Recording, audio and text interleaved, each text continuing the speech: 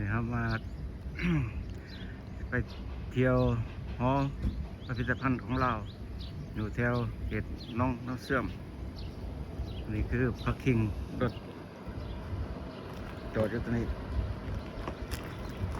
มากับน้องไส้กำลังย่างไปก่อนคนมาเที่ยว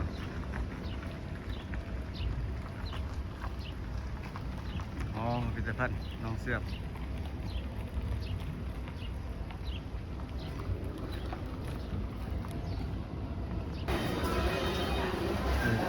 ของซิตี้นะครับแล้ว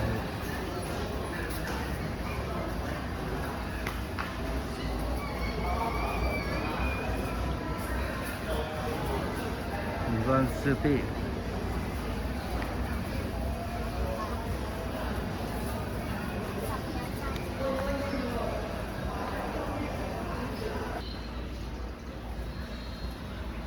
อันนี้คือน้องเสื่อมวันที่รถต้องไปหอพิพิธภัณฑ์ต้องนั่งรถต้องไปอากาศก็ร้อนๆนะตอนแรกอากาศเอานี่มาเบิ่งกันน้องเสื่อม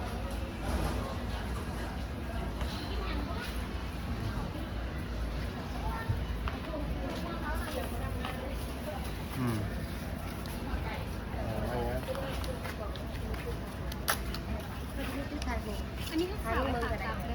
ประมาณกันเลยคันเบอร์สาม เราไปไหนทางหมดเลยโอเคอันนี้เขาจะนั่งรถกันไปนั่งรถไฟฟ้าฮะตอนนี้เราจะข้ามกัวไปกัวน้องเสื่อม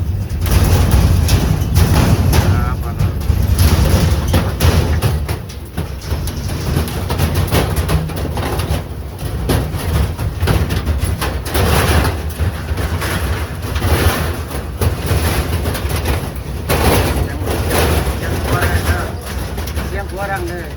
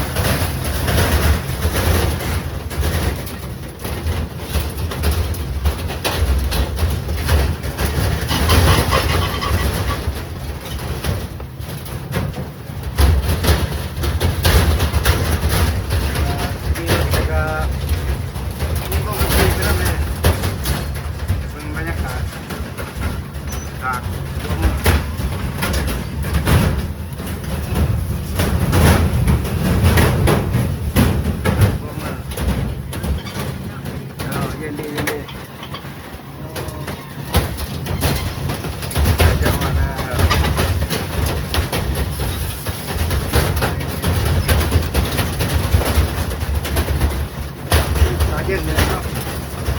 แห้งแค่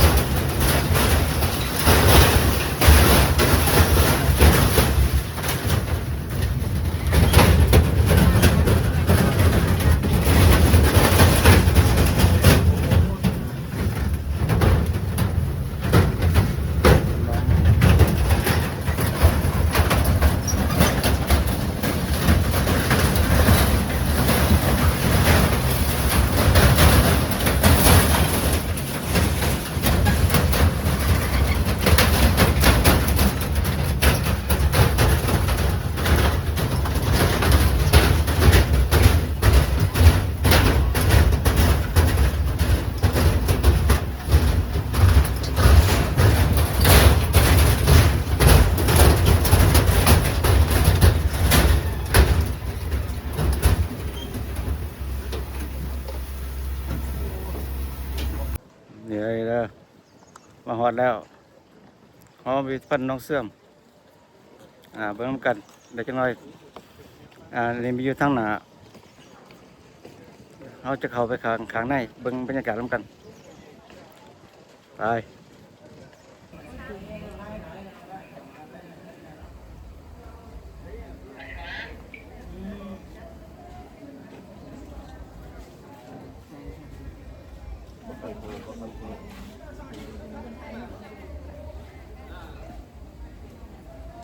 นี่เดี๋ยว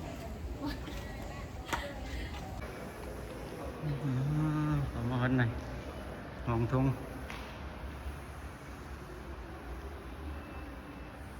ของไง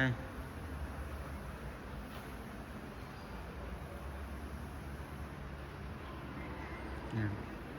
อ่านประวัติ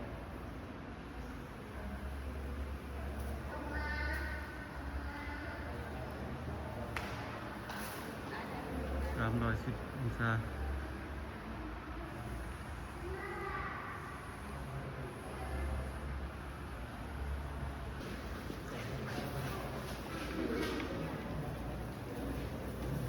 สร้าง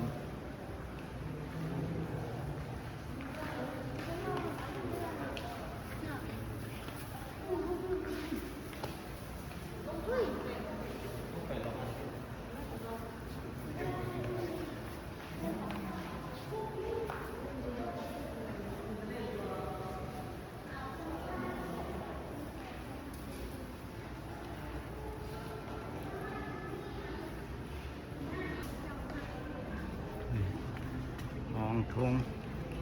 ทงใหญ่ห้องตำบิดที่ว่าเขาย่างเข้ามาเป็นประตูโอ้งาม36 องศาไทยเป็น36 องศา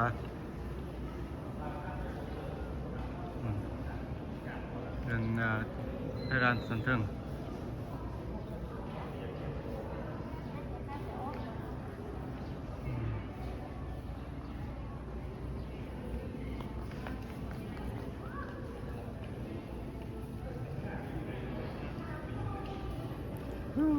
งามมาเด้อมาเบิ่งเด้อถือว่างามดีเป็นเฮ็ดได้ดีหลาย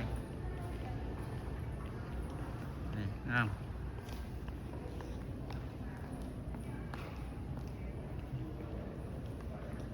เฮ็ดได้ดีหลายนี่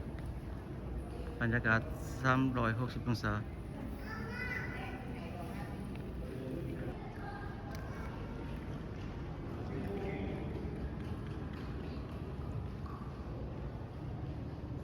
อันนี้เป็นห้องพระ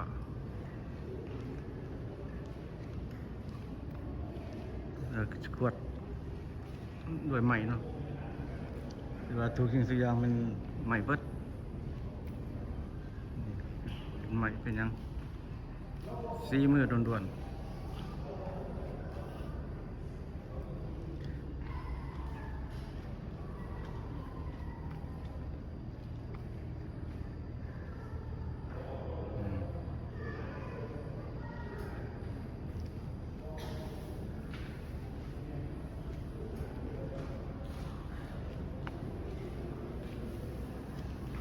ยางหรอก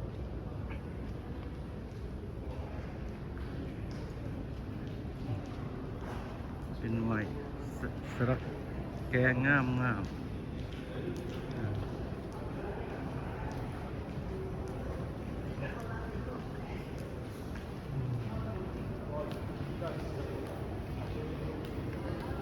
ข้างใน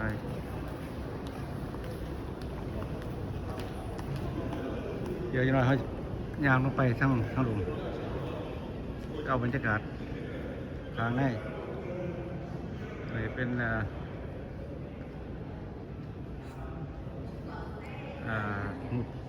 หมุกแกะสลัก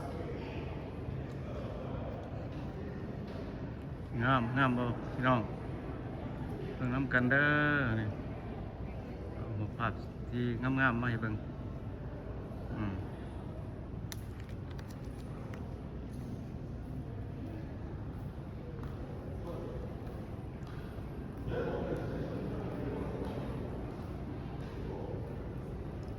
ลานเทิงแกะสลักงามเสริมไปไว้แสงไฟส่องใส่เนาะ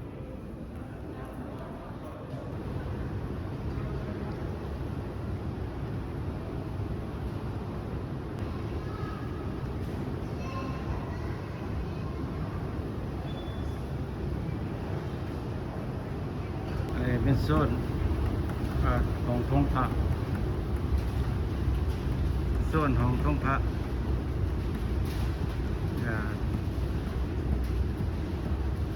เป็นทางศาสนาเนาะเป็นโซนที่ของทงหน้าพระที่ว่าพวดไล่อันนี้ก็ไม่แค่นี้ไงเบิ่งคือหูบักปัสมัน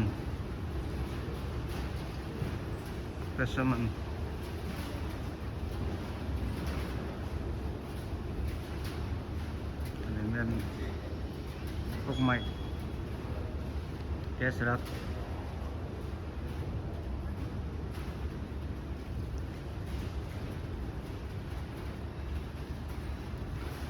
เป็นห้องทรงกวดรูปลายพระแกะสลักไว้ไม้ผมว่าเป็นเอาไม้ยังมาเห็ดเนาะเบิ่งน้ำกันเพื่อนพี่น้อง